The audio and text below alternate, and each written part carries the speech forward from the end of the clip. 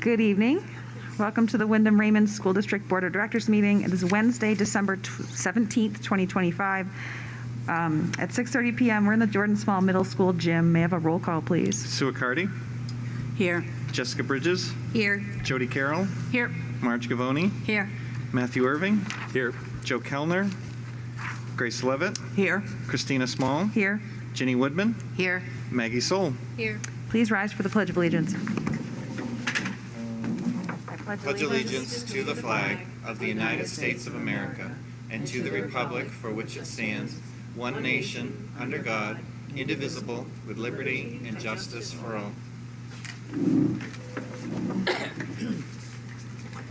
Are there any adjustments to the agenda? No adjustments to the agenda tonight.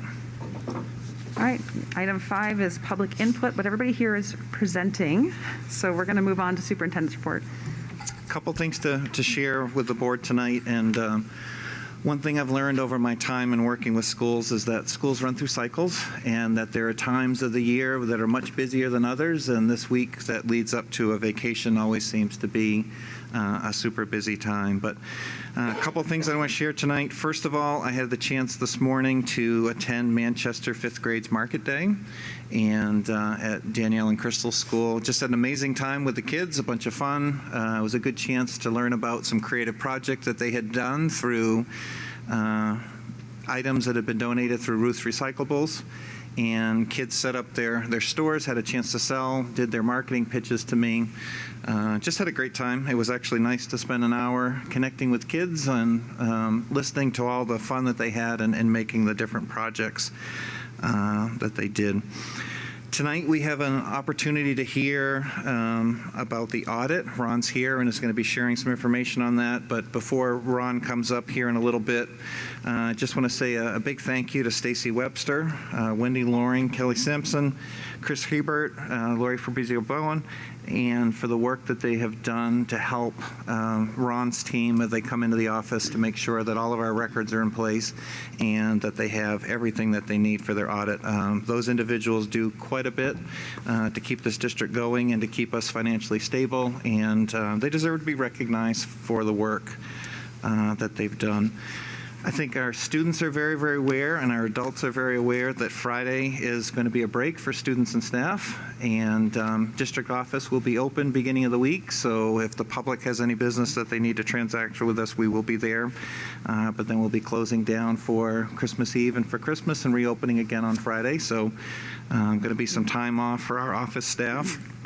A couple events related to today. First of all, we had a first ever for me, which was a water flow alarm at Wyndham High School, and simultaneously we had a water flow alarm at the central office. So both buildings were evacuated at the same time. The high school one has been attributed most likely to an air bubble that formed with the quarterly flushing of the water system for the sprinkler alarm. And the way our sprinkler system works is that if it assumes that there is a flow in it whatsoever, then the sprinkler head must have broken and you should set the alarm off. It read the air bubble as the sprinkler going off. Possibility that it may have been due in both buildings to some annual service that took place, but then also we're learning that Portland Water District may have been doing some work out on 202 flushing hydrants today at a similar time. So the combination of the two and water. High school staff was outstanding. Students weren't actually out very long. I know we've had a couple alarms in the past, but weren't out very long. One unfortunate thing happened today, and I just want to say a big thank you to the primary school staff, is that we had primary school kids in the auditorium for concerts, and so with the alarm going off, it broke up the amount of time that they had for that, and they had to return to primary school. So we know that we interrupted their day by what happened, but kids were great, staff were great. They went ahead and made the changes, and schedule changes are always tough on a Wednesday, but on a Wednesday where they had to leave their concert and then go back to the school. So hopefully this will be, I've been doing this for quite a while, and this is the first for me, so hopefully this is it.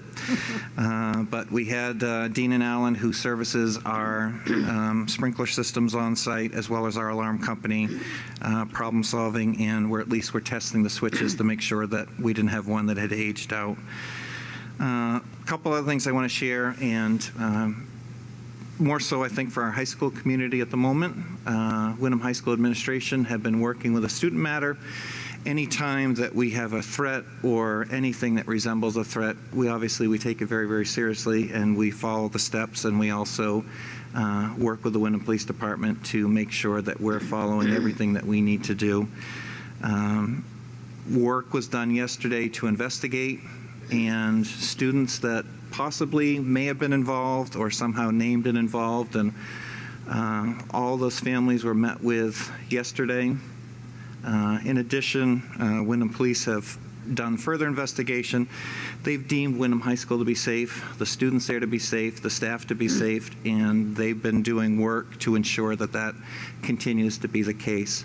I think with a couple phone calls that I had with parents today, I think what's difficult for us on the school side, as much as we'd like to share information, we need to share and maintain the confidentiality of all of our students, whether they've done something or not. And then also we need to maintain the confidentiality of individuals who may have somehow been listed as a victim or somehow connected to it. So Wyndham Police Department will be putting out their own press release most likely this evening. We'll continue to work through this, but if anybody's watching tonight, thank you to the students who brought concerns forward that we were able to investigate. It's one thing that I have absolutely loved about working in the communities of Wyndham and Raymond is that when people see something that shouldn't be, they're very quick to come forward and let us know so that we can properly investigate. But we'll continue to work with Wyndham Police Department on this, and we'll continue to make sure that each and every day all of our students are safe, that they can feel safe, and they can feel those connections. And if anyone has questions, they can reach out to me, members of the public, but also can reach out to Mr. Karen, or for our students, they're more than welcome to reach out to their school counselor or to the administrators at Wyndham High School, who are more than willing to help out and make sure that they feel comfortable in their school. Last thing I just want to share tonight, just want to give a thank you and a shout out to Stephen Seymour, who is a kindergarten teacher at Raymond Elementary School, who's been dealing with some recent health issues.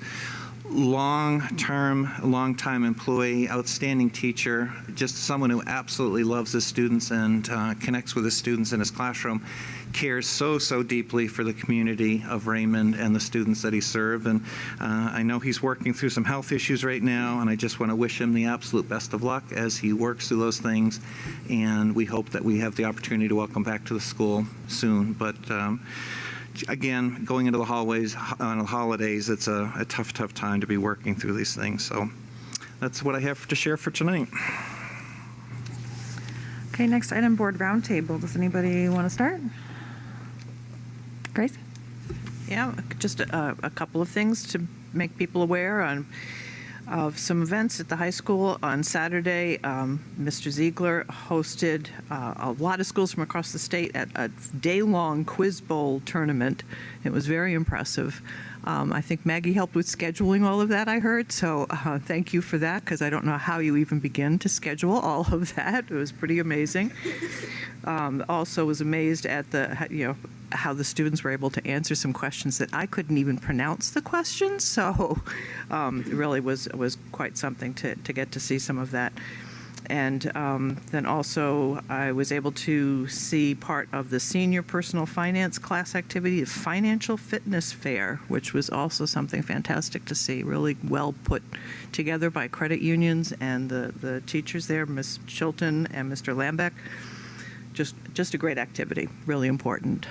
So to kind of think through what career you might want, what your earnings might be, what you can get for a college loan, what you can afford for a mortgage, things like that. It was really a good activity for kids to do. So just commend the staff for all that they're doing there. Thank you.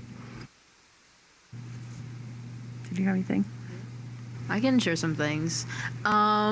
So yeah, in addition to the job fair type activity they did with seniors, they've been doing a lot of field trips recently. I know they did the Charles Dickens A Christmas Carol trip, and it's just been really great to see all the seniors really excited about all these field trips that have been going on, and I think a lot of them have been having a really great time the last few weeks.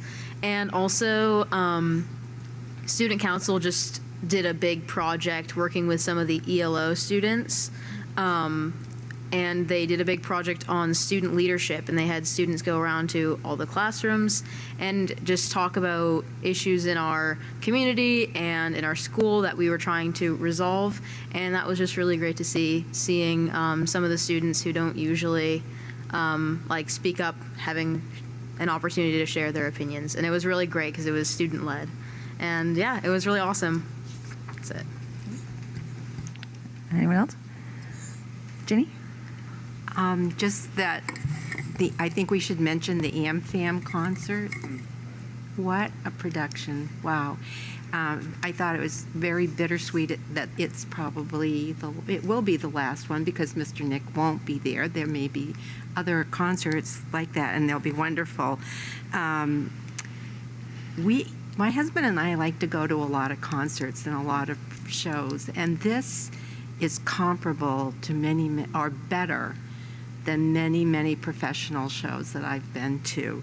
So I just wanted to congratulate Mr. Nick and the Chamber Singers. And I do have to mention that I had, one of my daughters was in the Chamber Singers when the concert was at the little church in North Windham with Coco. So we've gone a long way from there. But the Oh Holy Night tradition is just something that you just can't forget. It's pretty much brings me to tears every year. So I want to congratulate them all and say what a wonderful performance that was. I was also able to attend some concerts recently. We had the combined third grade Manchester Wyndham Middle School chorus concert, as well as the Wyndham Middle School orchestra concerts where sixth grade performed separately from seventh and eighth grade. I said this last year, but I'm going to say it again. I love the format of these concerts because you can really see the skill progression of the students over time. And I think for the younger kids, it's great. It gives them something to aspire to, and they might, if they're playing an instrument, it might encourage them to stick with it. And for the older kids, it kind of reminds them of how far they've grown. So I just think they're both really great concerts. I know Wyndham Middle School Band also had a concert. I was not able to attend that, but I heard from other parents it was wonderful as well. I was also able to attend last night a Wyndham Middle School 8th grade project-based learning celebration. So Team Sebago their project was on the impact of pollution on species. And so this combined, they were working on this in all of their classes. So math, science, ELA, social studies, Spanish, were all working together on this project. I'm just going to highlight some really cool things that I saw. So in math class, these students actually made a string art piece. So they hammered nails into a board and then wrapped string around it to create polygons that made the shape of an animal that had been impacted by pollution. So there was a lot of whales.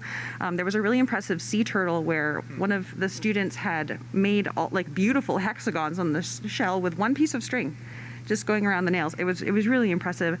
What a great hands-on way to learn geometry. It was so cool.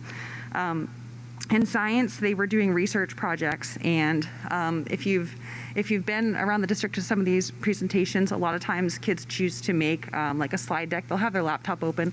All of these students had physical presentations, like the old school tri-fold cardboard thing, which was just kind of cool to see. I think it's a different skill set maybe than making a slide deck that has a template. So it was cool to see that skill set has not been lost. Some of the focuses were on the California wildfires, ocean plastics, air pollution, even space pollution was one that I saw, which was really cool. I spoke with some of the teachers. The students had a chance to present their research in class, so it was a great way for them to just practice public speaking skills and presentation skills. In social studies, they had learned about the Boston Tea Party and then connected it to the Boston Harbor cleanup.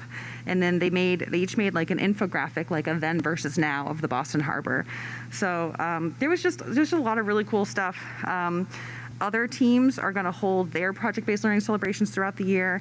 I know last year we had got invited to some of them in the spring. I'm going to try to keep on top of Greg to see if we can get some invites. So just if anybody has an opportunity to attend one, I would encourage you to do so. It was really cool.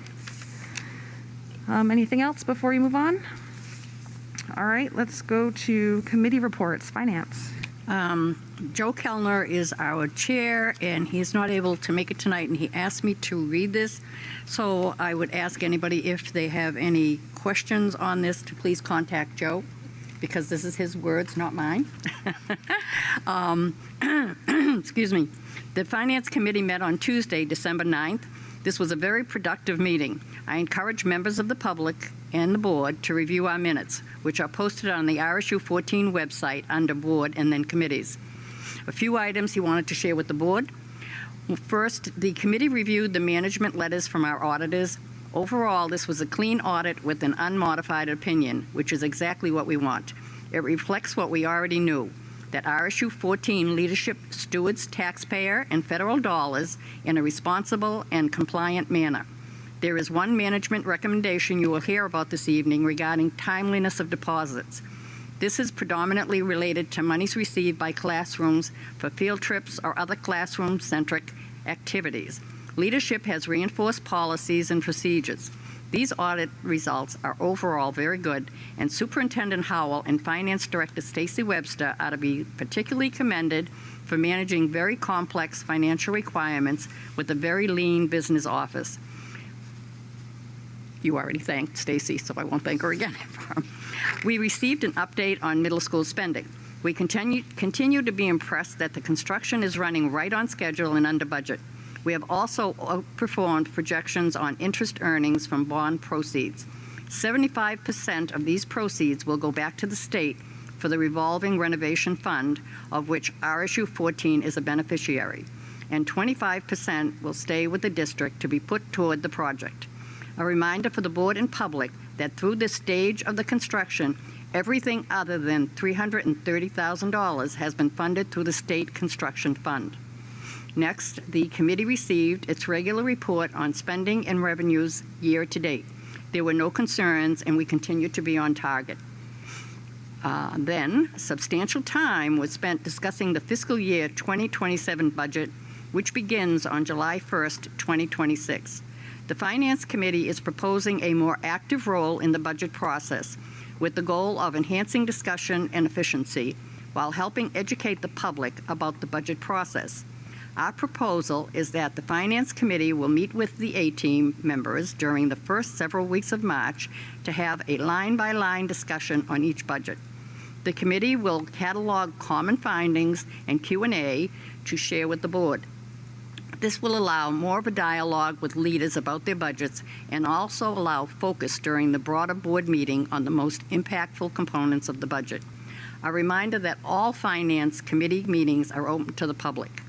It is important to note that the full board will have the same opportunities to ask questions and review budget materials. The hope, though, is to provide some deeper insight into areas that may draw the most questions or those that may transcend multiple budgets. We also discussed a budget education document. Our intent is to send this document to the public with a short survey to help us ensure our education provides good value and is responsive to the interests of local taxpayers. Prior to this, the Finance Committee will present this to the board at the January 7th meeting, both to provide education and for approval on public dissemination. Our next meeting of the Finance Committee is January 13th at 9:30 a.m. at Central Office.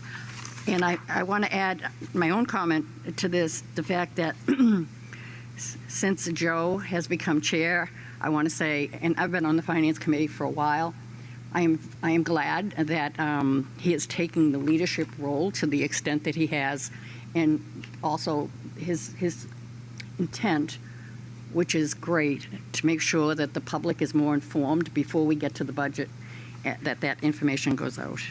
Did I miss anything, Jody? She's also on the No, I was committee. just double checking the date on the next meeting. Did you say the 17th? No, 13th. 13th. Okay. Got it? Yeah. Okay. So don't forget, if anyone on the board has any questions of Joe, just contact him. I think you all might have a copy of this anyway, or if not, it'll be in there. Is it in the packet? Did it get put in the packet? Yes, it's in your packet. If not in your physical packet, it'll be in the online one. I'm not sure which one. Okay. Well, next is facilities, but The facilities has not met, but we will probably be having a meeting sometime in January, only because we have 2 new members on the facility committee, and I think it's important that we bring those members up to where we are presently with what's going on. Right, Chris? Yep. Okay. Thank you. policy. So policy met on the 15th. We finalized 3 policies for you that will bring in the new year. Finally, that extra and co-curricular policy, a board of directors policy, BEA, and BAA, which we'll bring to you as a regulation on board of directors email. We will begin our work again January 12th at 9:30 in the superintendent's conference room as we finalize one of the board governance policies, public comment, and start back with our work on the annual review of the required policies in the G section on personnel. But I did want to take a moment just to kind of do a quick update on where policy committee is at so far this year as we wrap up this year. The policy committee will be working through all the required policies for the remainder of the year, except any that are triggered by legislation or urgent requests. You might remember we set up a 5-year review schedule as a test at the beginning of this year to see if the committee could review all 200 plus of our policies in a 5-year period of time. Because some of them haven't been reviewed for quite a long time. So with a mandate to have required policies reviewed annually, and then each of the sections of our policy book would be reviewed in addition as time allowed within each school year. So we basically are going to look at every mandatory or required policy annually, and then if it's, yep, it's good, it's good, it's good, we'll keep going down through them, and then we added B's, C's, D's, et cetera, down for each year on a 5-year cadence. With a new review schedule like this, it's a little bit difficult to figure out where you're going to start. Do we start in year 1? But we set it up so that the J's were in year 5, and we did a lot of those last year. So we're calling this year 2, if that makes sense. So essentially, we should be in a good spot next year. So we thought it was reasonable to proceed with year 2 in the schedule. So having said that, the task is to review all 81 required policies as it's good practice, and all the B board governance and operations policies, there's 42 of those, and 4 of the D policies this year. So we've reviewed 34 so far this year. To date, during our 8 policy meetings this school year, there are 59 required policies left to review, but of those, there's only 15 that we haven't looked at in the last 2 or 3 years. So committee's been doing a lot of work. Even though there are ones that are on that required list we haven't looked at, there's going to be a bunch of meetings where we'll just have maybe 10 or 15 that we've reviewed that have no changes. So we expect that that should be reasonable to go through.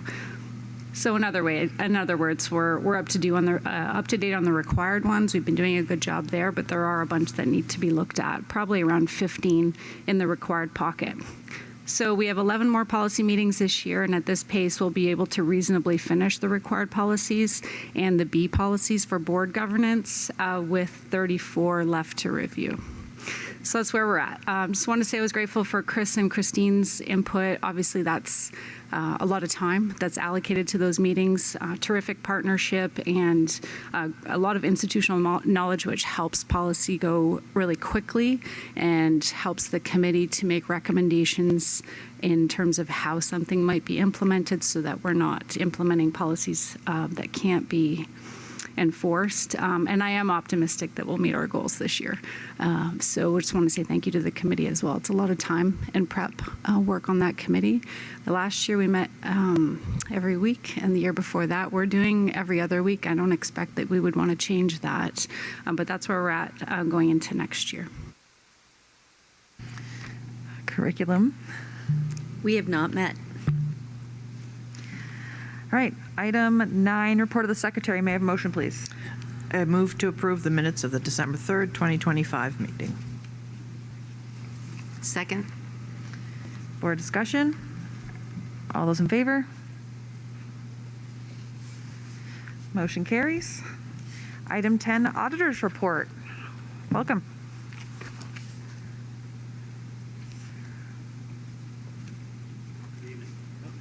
Oh, it's on.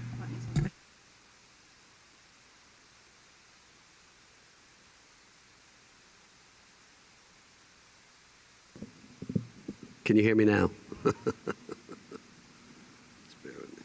I'm Ron Smith, principal with RHR Smith & Company, and I'm here to present your annual audit for 6/30/25. Just to tell you a little bit about me, been doing this for 35 years, live in the world of government. I think we audit all the school systems in Maine and Vermont, and certainly municipalities and counties, so we know who you are and really a lot about what you do. So I have the pleasures of working. 3 years ago, I had the pleasures of working with 40 professionals. Last year, I had the pleasures of working with 70. We now work with 100 professionals. So the shortage of auditors, we went certainly all in, and we've made a conscious effort with our business partners, Department of Education, Department of Audit, and all our other partners out there to really try to accommodate really the shortage of audit needs, because there is it's real, and that's the best thing I can say about that problem. This was probably one of the more challenging audits, so I think a special thanks goes out to the business office, because the U.S. federal government that you spend $4 million-ish a year on was 6 months, 7 months late in issuing the federal compliance supplement to you all. It wasn't finalized till December 1st. So you actually had this audit for a while that we were able to negotiate. We just weren't able to do anything. And I know Stacy and Chris waited anxiously, making sure that on December 1st there weren't any updates to the special ed piece of that compliance supplement, where we would have to come back and invade RSU 14 again, and there weren't. So certainly that. And certainly what it's done to us as a company. Typically, I would have probably done close to 30 to 40 presentations as we sit here and speak now. You're about my fifth. So what's that mean? Those 50 and 60 got deferred to January, and it's going to be a busy month for us. Now it's just really killed us, really has. But I'm pleased here to present your financial statements. And Chris, I think they got a copy of like a PowerPoint presentation, that Heather sent to everybody. So I am going to get on.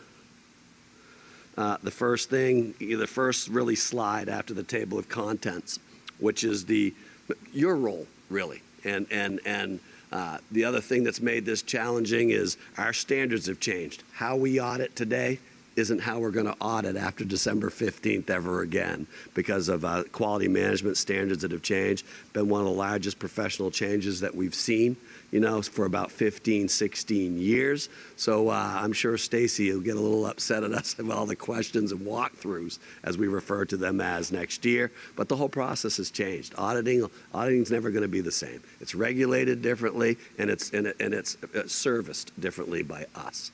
But here's your responsibilities: is to present us product, that we actually take and make sure that the math is right on those products. And we do two things, as I always tell in our trainings: how the numbers get on the piece of paper, to try to understand that, and are they right? And certainly I can sit here with confidence and say, in both cases, we had that one exception that we'll talk about at the end. The numbers get on the paper as well, and they're right. So that's the first highest, certainly level of confidence that I can give you, which led to the unmodified opinion that was referred to earlier, as a result.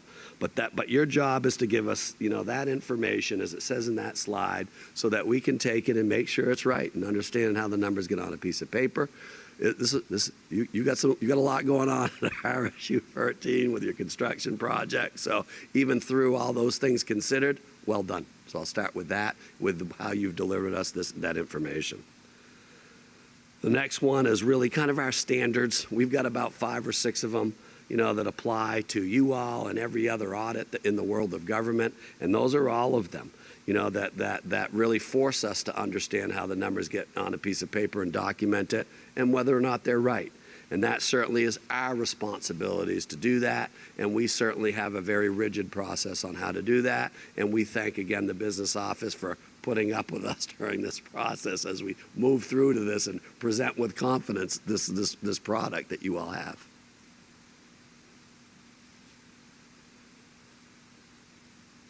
My iPad's not cooperating very good here with internet, so just bear with me.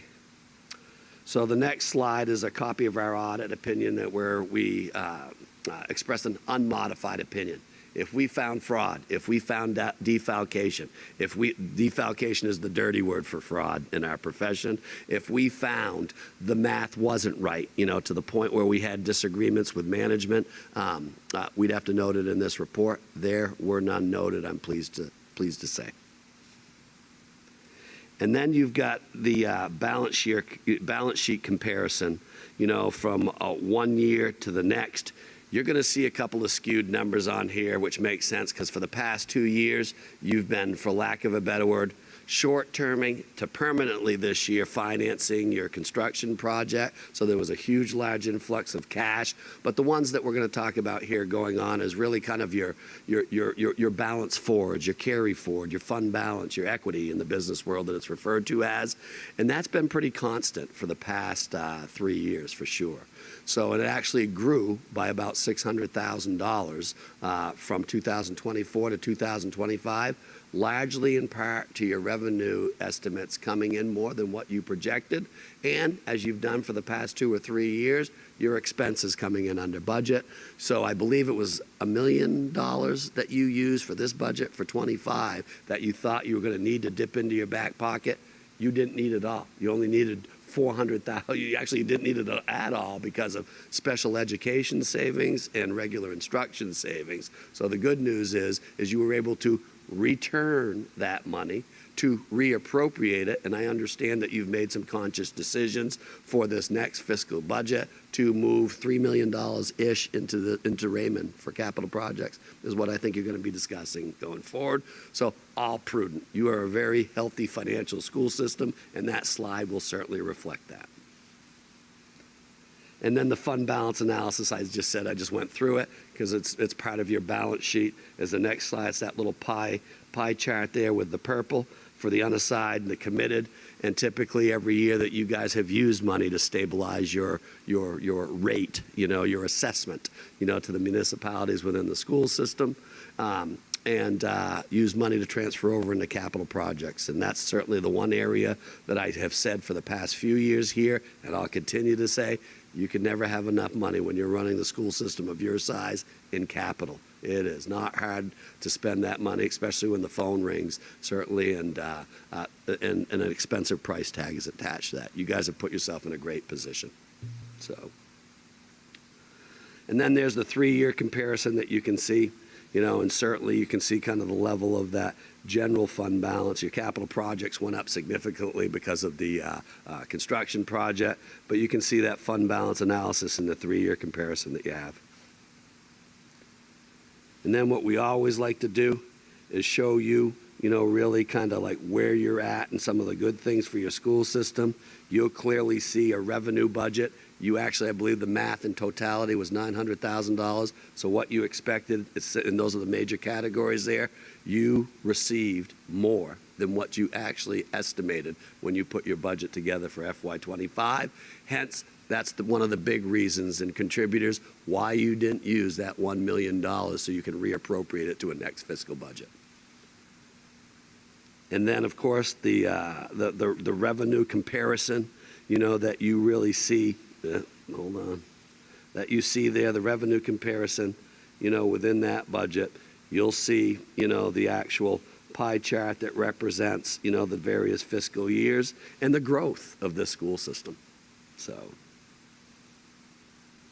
next one is expenses. So in addition to stabilizing the fact that you didn't need to use that $1 million in this 25 budget, your expenses were a big contributor to that too. You'll see that between regular instruction and special instruction, we were able to return back to the bottom line almost $2.4 million. So what you budgeted there came in under budget. And that's been typical, for the school system. That's allowed you to keep that fund balance, where it's at. So, but you can see one of the line items with facilities, clearly was overspent by $1 million. And the statute says because you have under expenses, within it that are covered by regular instruction and special education, that covers, that overspent line item. So, yeah, you don't have to go back out and say, hey, we overspent this line item. There's actually a mechanism in statute that allows you to cover, provide you had underspent line items as clearly you can see. Again, a pie chart for the comparison of expenses that you'll see for 3 years, and the growth clearly in your budget that's gone up 2025, as revenues have gone up, so have expenses. Kind of our comments here. That's where I believe Stacy and your whole entire business office were holding their collective breath. We audited your special education program, also known as local entitlement. We didn't know if that compliance supplement was going to change 3 months, 2 months prior to that. We were in here auditing it. We were hoping we didn't have to come back. We were hoping we didn't have to put additional burden on your business office and staff to supply us with additional information. Good news. That one program changed in education for us. That wasn't it. So good news for RSU 14, and certainly a little bit of a reprieve from Stacy and her staff from having to provide us with additional information. And as was brought up in your Finance Committee report, there was a repeat concern, kids' money. They're active for sure. Never want to penalize the kids. Always take that into consideration, but some of the practices of holding on to their money, as I always say, when you get through your curriculum and the attachment of money, this is this is the second most area after your school budget right now where a large amount of money goes through it with the kids' extracurricular activities. That's something that you want to pay attention, and we'd like to see that money, when it gets into your hands, get into the bank faster, for sure. So that came up as a comment, and it did as well last year. So that's about the highlights. I think there's one more slide here. Me shaking hands. So that's about the highlight. No federal compliance findings, no state compliance findings, and it doesn't always roll that way with some of our school systems. We've got some struggles with some school systems right now that are struggling internally with fiscal management, compliance management, and for the fact that you aren't one of those, kudos to Chris, Stacy, and the staff here for managing the public's money, for sure. So I am available for any questions that you may have of me. I think we're all set. Thank you so much. Very good. Happy holidays to you all. Thank you. You too. You too. Want this on? I'll leave it on, please. Because next up is our Manchester Elementary State of the School.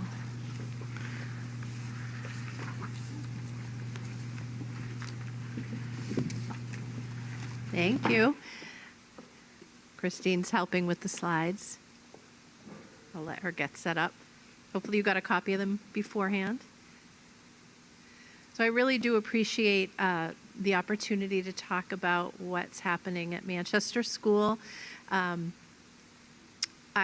want to put a shout out to whomever put together the template for the presentation this year, because when it's time to synthesize something for a board and the public, and there's so much going on, you sort of, it can be a challenge to make it all It was make that sense. Christine right there. Oh, kudos to you for the template.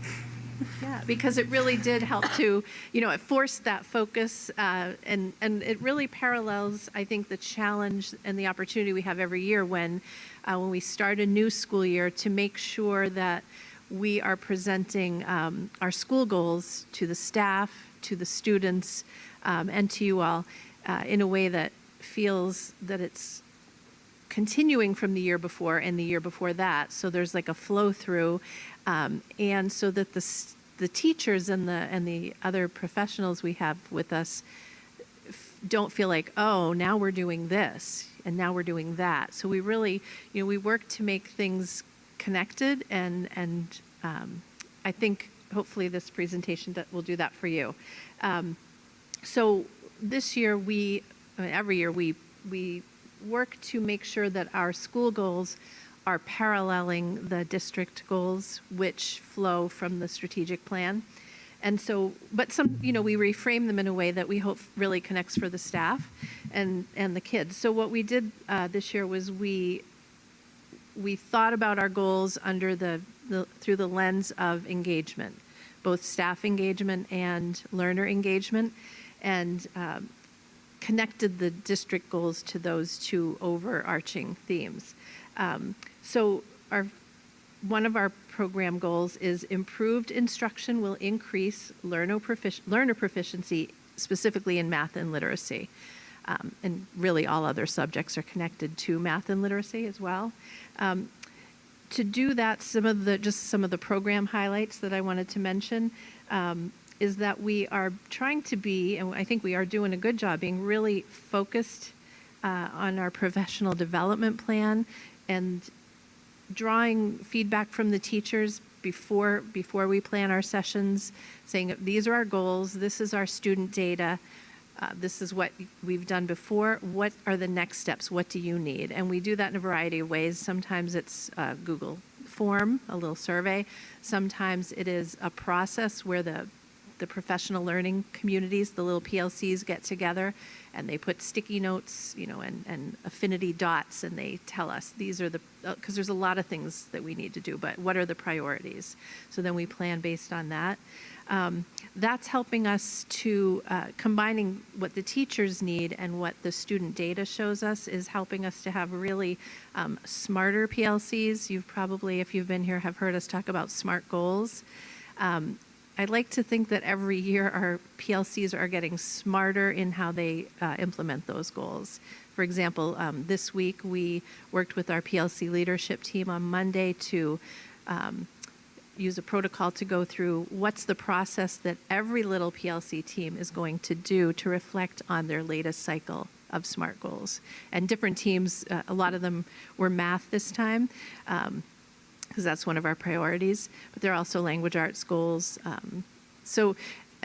And we always start off every year with belongingness and social emotional goal.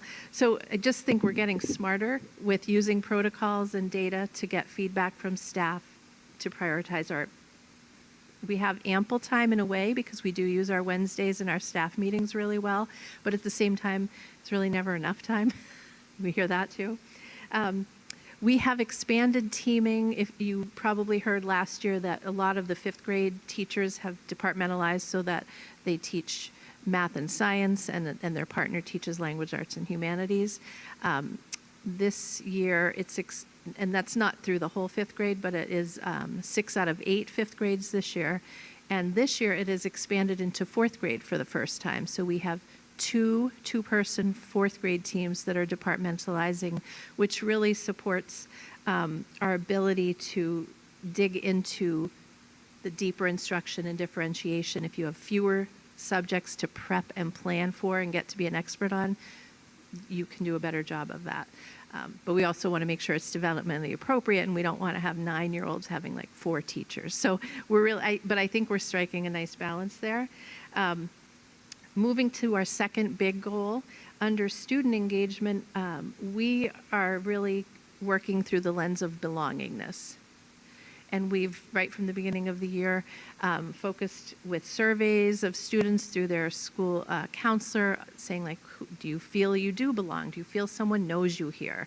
And then working with the classroom teachers and teams to do purposeful, planful activities like culture building circles, social games, classroom guidance lessons, and some cross-teaming when they're on a team of 2 teachers to really collaborate together so that the students feel that their team is special because they've had input into what is important to that team, and that they really matter, no matter who they are on that team, that they are important. I think that work has been really important, and I think it builds on the prior year's foundations of that, but I think we learn every year what works and get even a little stronger at that. I would also just like to put out there that under both of the engagement goals, we have tucked under attendance, and we can say now that our student attendance, our overall daily attendance has been pretty good right along, 94, 95. But our students who are approaching chronic truancy, which is like 10% or more of their school days, has been a challenge right along. Our numbers are trending in the right direction there because of a lot of the work we're doing to encourage student attendance. So that's going well, and we opened up the year talking about staff attendance as well. Like we definitely don't want sick people at school, and we know people have really important things they have to take care of sometimes during the school day, but it's super important for teachers to be in front of the kids. And so our staff attendance is looking significantly better in the first trimester when compared to last year. And some of that is we've been a little bit lucky as far as illness, but I think it's also just striking a chord that everybody is really important in the community. Every staff member, every noon monitor, every teacher, and every student. That's the message we're trying to send. And we did a kudos to Wyndham Primary School because we have borrowed some of their good ideas and are incorporating them this year. So on to the next slide. Some of our challenges and opportunities. Over the past few years since the pandemic, we have gotten pretty good at intervening for students who are not meeting standards. We have a lot of research-based interventions, differentiation. Our MTSS or RTI team is really strong. We work really collaboratively across the school, special education. So that's a strength that we're building on. So one of the challenges is also a really good problem to have, and that's that over time our math scores have increased. So now we have a significant number of students who are exceeding grade level expectations, or scoring, say, on those major tests we do in the fall, winter, and spring, above the 75th percentile. So now the challenge is we still have students who are not meeting grade level standards, but we have a lot of students who are exceeding them. So the challenge and the opportunity is to do better enriching students who are ready for that. So that's been a real focus of our professional time, our PLC time, the workshop day in October, our math coach supporting us, using our GT teacher to help embed enrichment across all the teams instead of, like the 5 kids who need enrichment or whatever. There's 66 students who really need enrichment, and we're working to help teachers feel more confident and more resourced to be able to do that, and that is challenging. The little picture on this slide is the only one that's staged. It's wicked cute, but I just said to the kids, look like you really desperately need the teacher's attention in math, and they were so cute if you could see their faces. But that's kind of how teachers can feel sometimes, and imagine that these kids have ability levels in math, say, from 1st or 2nd grade to 6th and 7th grade, right, in one 4th grade classroom. So that's something that we're really working on. That is it's a challenge, but we're turning it into an opportunity, and I'm excited to see how our data turns out. We'll keep you posted. Moving on to the second half of this slide is, I think I talked a little bit about the chronic absenteeism. The challenge with that is the patterns sometimes are more established over time. For years and years, chronic absenteeism can be a problem in a family system or a certain population, and it is really hard to move the needle in some cases. But there are, because sometimes there are more complicated systems at play, and some lack of community resources in terms of housing, social services, and some socioeconomic challenges that can make it really intractable sometimes. But what we're finding is that we're trying to impact the things that we can, which is that sense of belonging and that kids really wanting to be at school. And there are definitely some ways that we've been doing that more this year. We did a little more last year, and even more this year with, we have awards, we have little trophies, we're doing shout outs on the announcements and in the parent square messages about classrooms and teams that have had excellent, not perfect attendance, because we don't want to pressure, kids pressuring their family, like, I don't want to go to the dentist, I'm going to miss half a day of school, because we've heard that in the past. And I think it's paying dividends, so we'll keep you posted on that as well. Moving on to the next slide. In terms of really helping kids to have a sense of belonging, one of the major focus areas and our next steps in action planning really has been, and this is a flow through from previous years, but we learn more and do better every year, is really focusing on the social and emotional needs of students.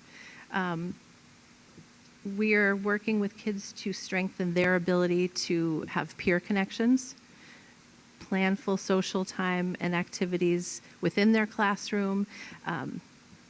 Here's just a little picture of celebrating Breast Cancer Awareness Day, connecting with community initiatives that are age appropriate when we can, celebrate Spirit Days, silly things like, dress up like holiday colors today.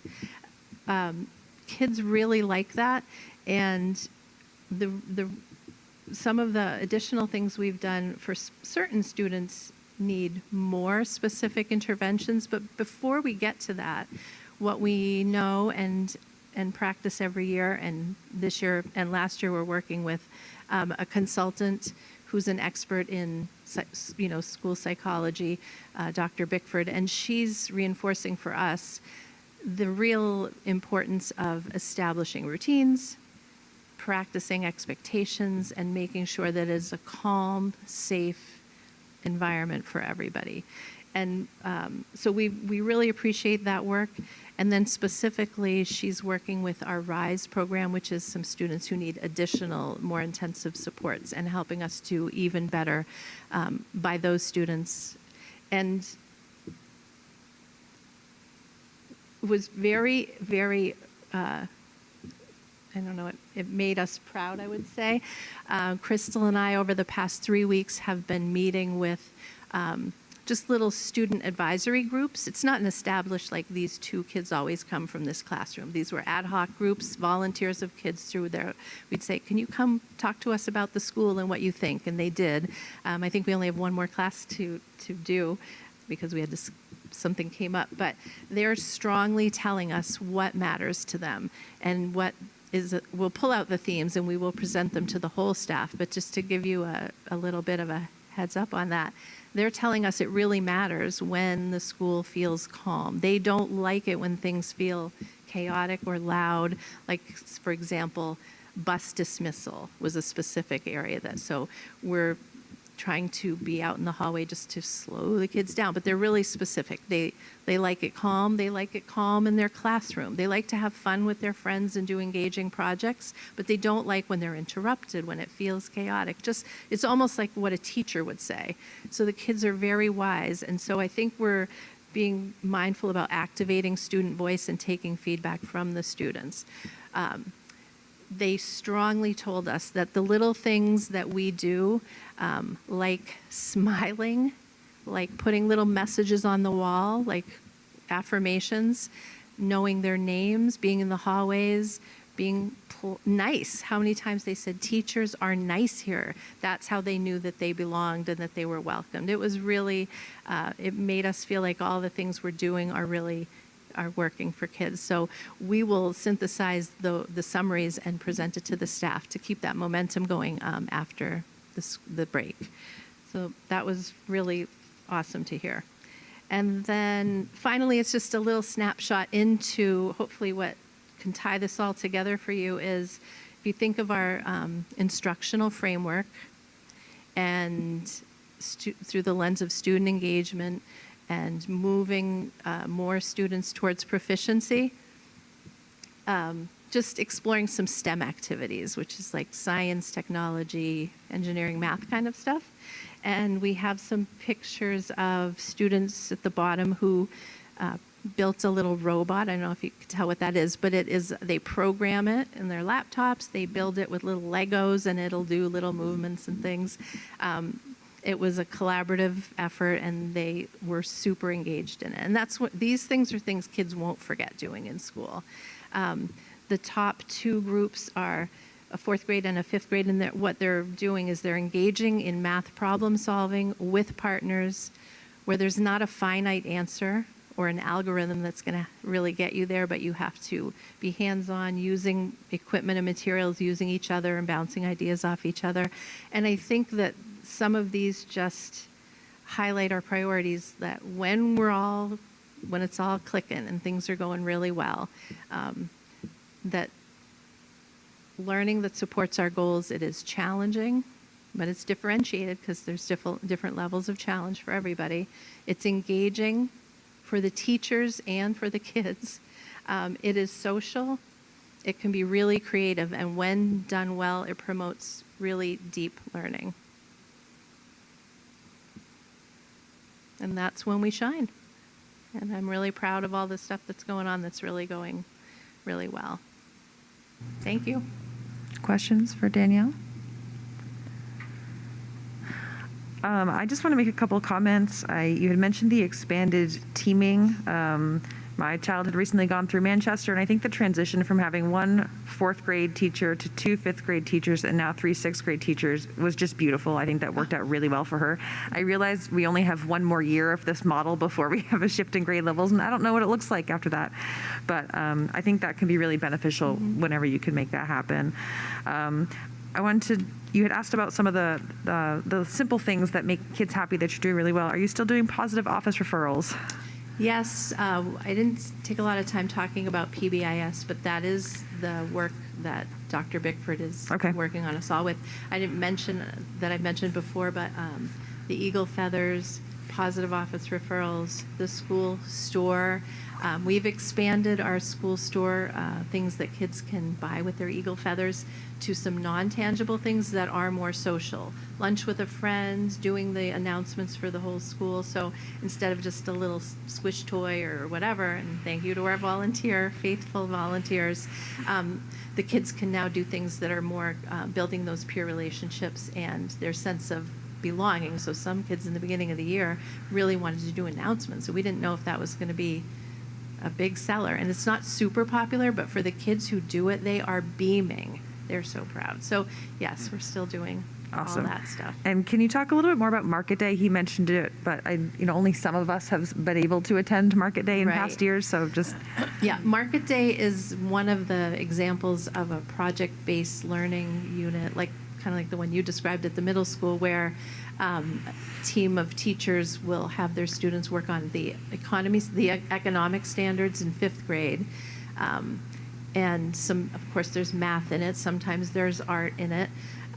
They have to, it's sort of like a mini business plan and a little Shark Tankish in a way. And then they take all this stuff from Ruth's reused recyclables that the teachers go and gather, and they work. And if you think of the guiding principles, that collaboration, problem solving, and creativity, they work as teams to come up with a product. And this takes time over weeks. It's a mess. It's a beautiful mess. But in the end, today was the end, and parents can then come in and they get little tokens that they can say who they think had a really strong business plan and an awesome product, and they give the kids that feedback. And then other students get to rotate through and see it as well. So that's just one example of a project. I didn't mention it specifically. There's another example of a little project picture in here. When you see kids with soda bottles, that's one that is connected to, they're making rockets to launch. It's connected to math and science and space exploration, and then they launch these little astronauts and see if they survive, when the fall. But that's another project-based learning activity. Awesome. Thank you so much. Thank you. All right, we're going to move on to budget timeline. Mr. Howell, were you going to present this? Yes, I am. So, first of all, it's hard to believe that January is right around the corner and budget season is right around the corner. We've already started budget in our office with the turn of the year. We've started in the 27 budget. I've been meeting with individual cost centers over the past couple of weeks and going line by line, and have been hearing from our principals and our directors areas of their budget that they feel like are okay, or areas of their budget where we know that costs are going up. And so all that work is then used to eventually get a draft version. That draft version will go to the A team in January, and we'll start our process working through that. Budget timeline for the board. The first time the board will have the opportunity to hear my budget presentation is February 25th, right here in this room at Jordan Small. And then throughout the course of March and the beginning of April, the board will have the opportunity to hear from all the individual cost centers and have a chance to take that deep dive. In addition, as Marge reported in Joe's report out tonight, Finance Committee is going to be doing a couple day-long meetings on March 3rd and March 10th, in which they'll be meeting with individual cost centers and A-team members on just, again, going through their budget, asking questions. The full board will have an opportunity to do that again as well in those March meetings for regular board meetings. Timeline-wise, we would be looking to have the board approve the budget by April 15th, and that then sets us up to look at our public budget meeting. One thing that I just want to note on here that we do need to finalize is whether or not the public budget meeting will take place on May 13th or May 20th. We just need to make sure that our statutory deadlines are all set with things, and so it may be on the 20th. That still need to be finalized. And then again, June 9th is voting day, and I know the Finance Committee has been doing a lot of work over the last couple of meetings to look at how do we get information out in preparation for that June 9th date. So January will come here very, very quickly, and the second half of the year always goes very, very quick, but we will be continuing to work on budget over the next month and a half, and then looking to present that to the full board with my recommendation on February 25th. Questions or concerns on that before we move on?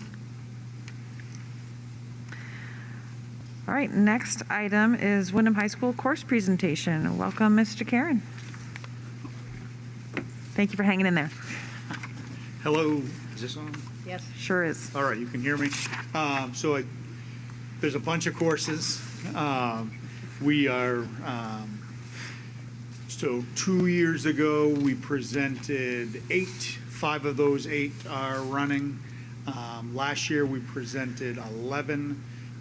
This year, out of that 11, all 4 of the business courses are running. All 5 of the business courses, if you include event planning. AP seminar is running. Sports psychology is running. So 7 out of the 11. And this year we've got even more. So the process continues the same. I've talked about it before. My goal is to have students taking more classes. So we've asked students to share what areas of interest. So that's where the business came out of. This year, students there was a group of students who were really interested in creating a higher level pathway in humanities. So you'll see a number of AP classes in social studies, AP geography, AP government. Those are things that we haven't offered before. This is student driven. So the idea that we would have a pathway in the humanities for students that enjoy that area. We're looking at adding an AP music theory, so some high level opportunities. We have some staff members that are interested in teaching those classes. We also had a push for, we have a very strong science department. We have honors, AP, chemistry, physics, physics A and B and C. But we had some students who are they enjoy science, but they're looking for some a little bit less high stakes traditional lab class and some flexibility in their schedule. So in the list you will see we're proposing some semester-long classes in zoology, behavioral science, aquarium science, 3D printing and additive manufacturing. So some semester-long classes that are more hands-on. They're not your traditional science, but they're a niche that students are interested in, and the science teachers were very excited.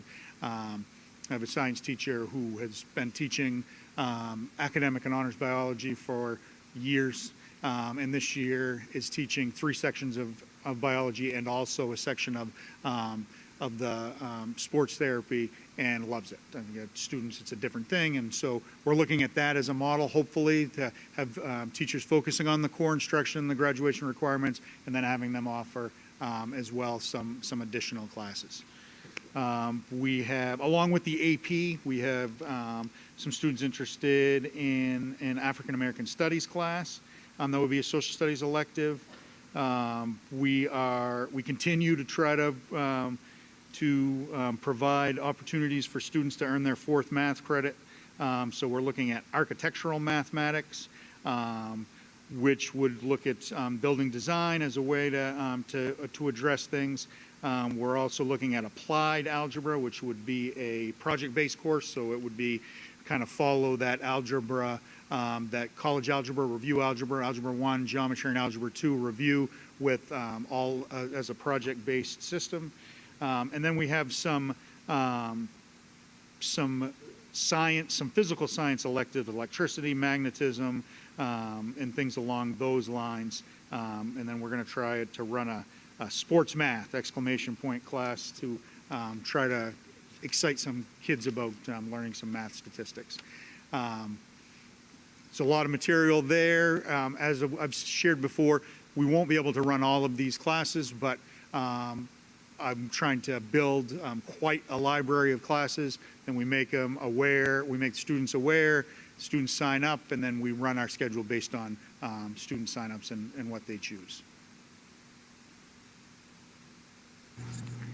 Marge? I read all of them, and let me tell you, I am jealous. I am so jealous. You are giving students the opportunity that they have not had before. One being the algebra one. I've heard so many, it's kind of like, why am I learning algebra? I have no use for it. I'm going to leave school and I'll never see it again, blah, blah, blah. You have such a varied thing going on with all of these courses. Kids who are going into engineering, you're giving them a precursor, multiple ways of what kind of engineering they could go into if they're really interested. This hands-on thing is like super. I think it's really for kids who basically get to a point where they're not really bored, but it's kind of like, I don't know if I have an interest in that. I think it's great. I am thrilled that you're doing this. We're hopeful that we can spark some interest and have some students taking some more classes. Jess? Just like I said last year, I'm jealous too, because this is better than my college course log. But also, like Marge said, it's getting them to that point where they can figure out what they really want to go to either college or even trade school for. I mean, you need to know those physics to be an x-ray tech and all that other stuff. So I think it's a great way for them to be on a better path for their future to figure out what they want to do. Thank you. I appreciate the time that people take to review what the staff put together as well. So my question's related to our meeting that we had earlier in the year on IKF, and it's okay to say not ready to answer yet. But just for the full board, we met earlier in the year. Your request was for us to look at graduation requirements at the policy level, sort of like a chicken or an egg thing. Let me get some courses together. Let's continue to work on it. We'll do a proposal. So we're hoping to have the team come back sometime in the first couple of months of the new year. And essentially that 22 academic credit requirement, looking at changing those credits, but getting kids in school as much as possible. We talked a little bit about the 4 math requirement right now in the district. My question is simply, will these math credits, is there some work to be done to allow these to replace that fourth one? These classes would be accepted in the math credits. So we're not ready for a proposal yet. There's discussions taking place, but the idea would be possibly to increase the amount of credits required, but to decrease the specificity, so that all of the choice that we're providing allows students to choose some of those different classes. Where we want to make sure that we're not lowering our bar in any way, so we want to make sure that we've thought it through fully. But that is that's kind of the goal, is that we have a lot of our strong students, our strongest students are taking 26, 27 credits. That's not the group that we're talking about. A little bit, because there's some classes that they have to take in our current that doesn't allow them to take some things that they're more interested in, possibly. But they're not fighting I'm not having an issue about them taking classes. The issue is I'm working with students to take an online option of a required class so that they can take a second lab science or something along those lines. So it would help that group of students. It's the next group of students that do well in school, pass their classes, and then by their junior year, they've got 19 credits, and they don't, and they only need 3 classes in their senior year, and trying to get them on board with this is going to help you in the future without having some policy to say 24, then they would have to take average at least 6. That's kind of where a lot of block schedule schools are at now. So we require a little less, and we require by far the most specificity. There's very few schools that still require the 4th year of math. We have a senior personal finance. We have, I think we're the only school that requires a full year of health education, and it's all good things. And that's where the work. We want to make sure we're not decreasing our standards and what our students are leaving with by removing some of those requirements, but they do. A student that really wants to dig into science or art or music is limited typically at least 1 year out of the 4 because they have to fill in some of those requirements. So I'm not ready yet, but I am working on it. The addition of these classes makes that possible. The AP seminar class is going great, so it's replaced. It's an AP level class for English, so there's a pathway that's starting a little earlier for AP. If approved, these geography, world geography and social studies would be a sophomore year entry into AP. So then we would have, and then the AP government wouldn't necessarily, right now, it wouldn't replace the senior personal finance and government. And so a student would have to take a choice between a full year AP class on government that's fairly rigorous and our half-year requirement. So I want to work out some of those things before we bring a proposal. But the first step, you guys have been great at helping me, supporting me in that, and adding these courses. It'll be, if things go well with these classes, will be 20-plus courses added over the last 3 years. The majority of them based on student interest, which is, I think, a great thing for our kids. I just had one quick follow-up. The advanced placement business principles, would you consider that in addition or a total tangent to that requirement, that half credit So we have requirement? those are the things that we have to discuss. Okay.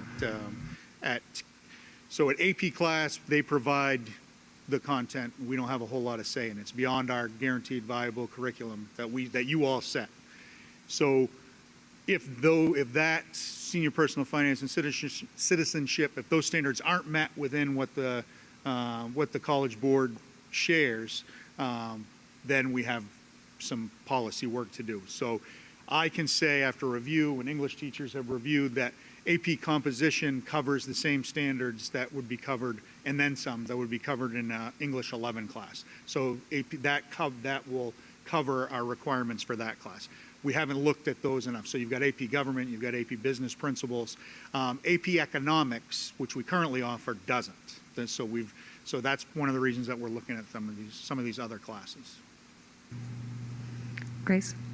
So my first reaction in reading through them was, can I come back to high school for at least a year or two? But seriously, I want to commend, you mentioned student interest, but also teacher interest in coming up with these courses they'd like to teach and that they're interested in teaching. And I also want to commend you, and I don't know how you do the schedule for this, but to add all of these, not all, but whatever ones there are sufficient signups for, to be able to schedule these is quite a feat, and so I commend you on that as well. I'm sure it's pretty complex to manage to get 7 out of the 11 from last year, 5 out of 8 previous years. I forget the number you just said in the past, how many courses have been added, but that's really remarkable. So thank you for all of that work, and thank the staff as well. Some of the courses, military history, a couple years back, is running very strong. Modern band, we have modern band concerts, separate concerts. So some of those things that you guys have added, or previous boards have added, and then this year we've got Intro to Investing, we've got event planning, the AP seminar, psychology of sports. They're just cool things that kids are into. Sue? What is your minimum of students in order to run these classes in terms So- per class? So we've got to have, we start with, they need to have 16, hoping that so we're always shooting for 20, have to have 16 to keep it in the schedule. Then we have add drop. We've got some courses running with less than that now, but we're hoping that word of mouth with some of the classes, the science and practice of yoga, I didn't mention that. We added that a while back. That's went from one section of 12 to 3 sections where we have to move out of a classroom and into a PE space. So it just takes a little time for some of those classes to catch on. So we try not to run. I need to let Mr. Howell know if we have classes that are under 15 students. So we try not to run. We aim for 20. And hope to, when we're planning, and hope to settle in the high teens. An AP course, we're looking at a little bit higher numbers because of the nature of the course and because we want that conversation among students, and there's not a lot of drop. The kids who are signing up for AP classes are typically staying there. Grace brought up the schedule, but I'm curious about staffing. So with adding that number of courses, you generally are not adding teachers year over year. Of course, I haven't seen your budget requests yet, but I'm not going to guess there's a whole bunch of new teachers in it. So how are you making that magic work? So it's class sizes, and right now our enrollment is down a little bit, and then so we're saying if the average class size is 16, if we're running, let's say, if we're running biology classes and we're running them, and the numbers shake out that we have 16 kids in a class, then I talk to a teacher and say, talk to the science department chair and say, we can add this up and increase the average to 18 and a half kids in the class, and that'll free up a science teacher, and a science teacher, because of the lab, frees up 2 blocks of elective classes because they can teach the lab and the elective.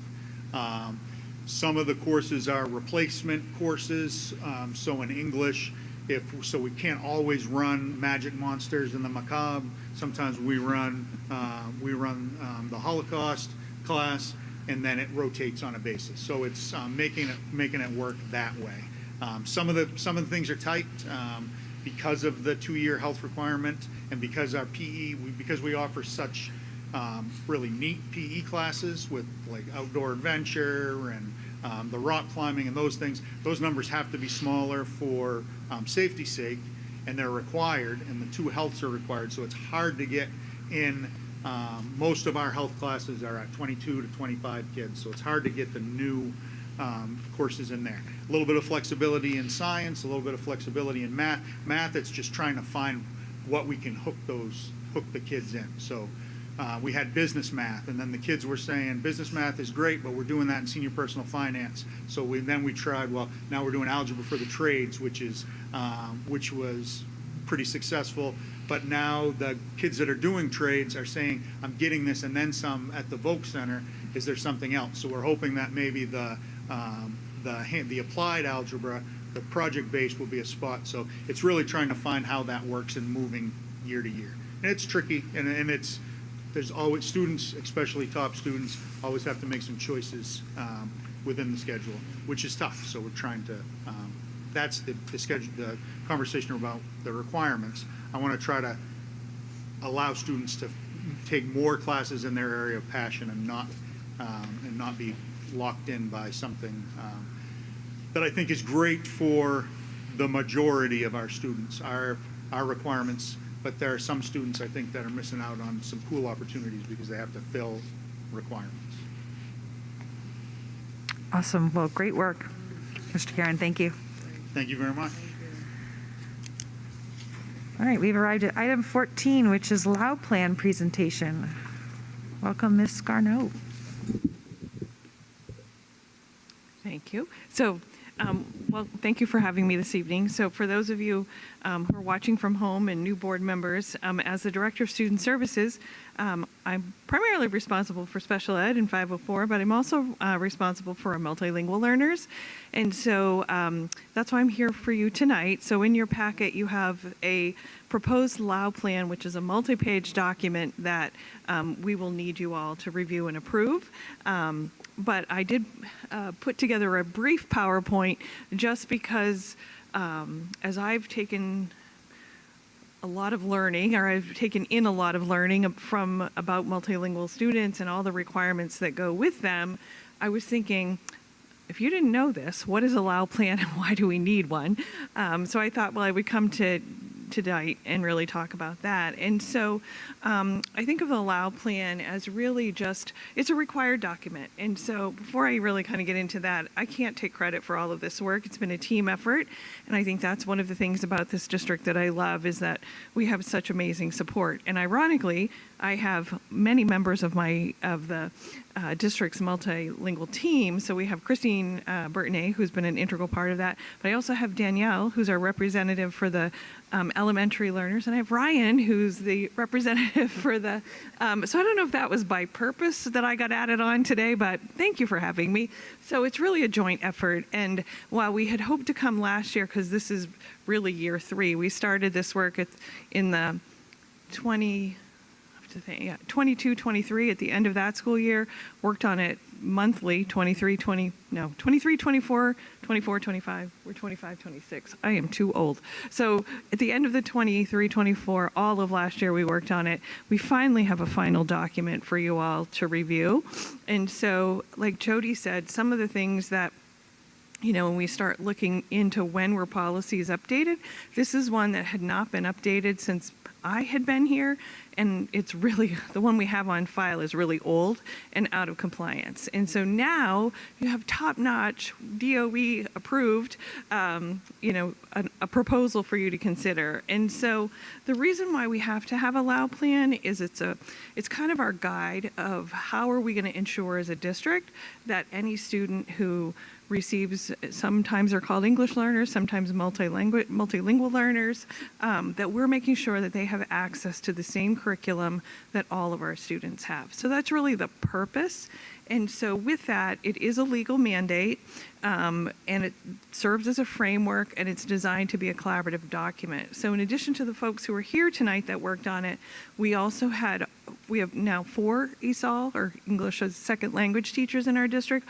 All 4 of them sat on the committee as well to help us develop this document. Jane Armstrong, who, for those of you who don't know, she works at Maine DOE and oversees all of the multilingual services for the state of Maine. Christine pulled some strings, and she actually comes physically to our meetings and has really been an integral part of this work as well in guiding the work that we do in our district.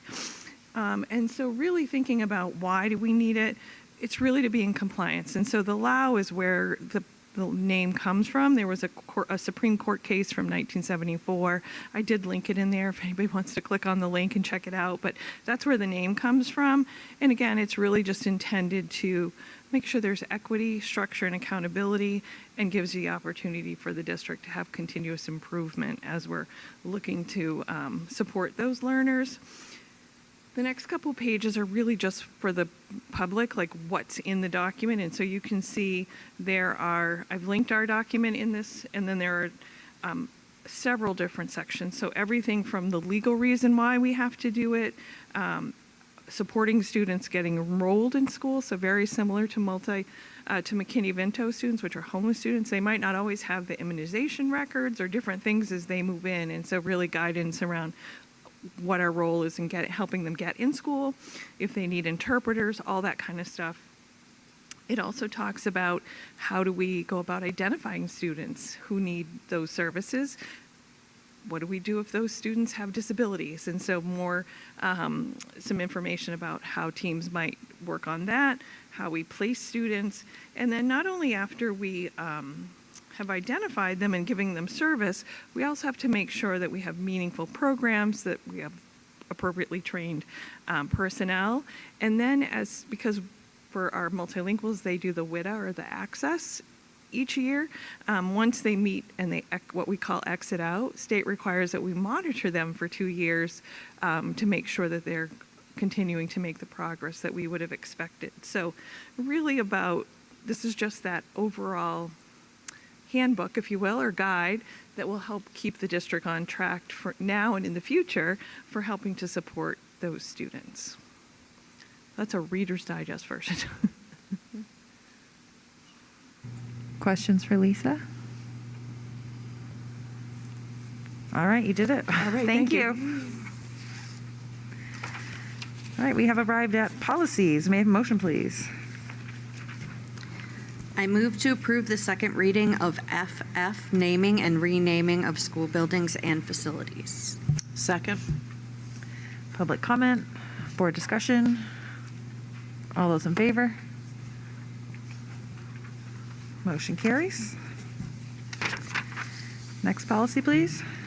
I move to approve the second reading of BEDB agenda. Second. Public comment, board discussion. All those in favor? Motion carries. Next policy, please. I move to approve the second reading of BEDBR agenda format. Second. Public comment, board discussion. All those in favor? Motion carries. Next policy. I move to approve the second reading of BG policy development by the Board of Directors. Second. Public comment, board discussion. All those in favor? Motion carries. Last policy. I move to approve the second reading of BGR policy adoption process. Second. Public comment, board discussion. All those in favor? Motion carries. Next item, executive session. May I have a motion, please? I move to approve going into executive session to discuss the Raymond Wyndham Educational Support Professionals contract pursuant to 1 MRSA subsection 4056D and not return to regular meeting. Second. All those in favor? Motion carries. We are in executive session. We are going to meet again. Our next regular meeting is January 7th at Wyndham High School.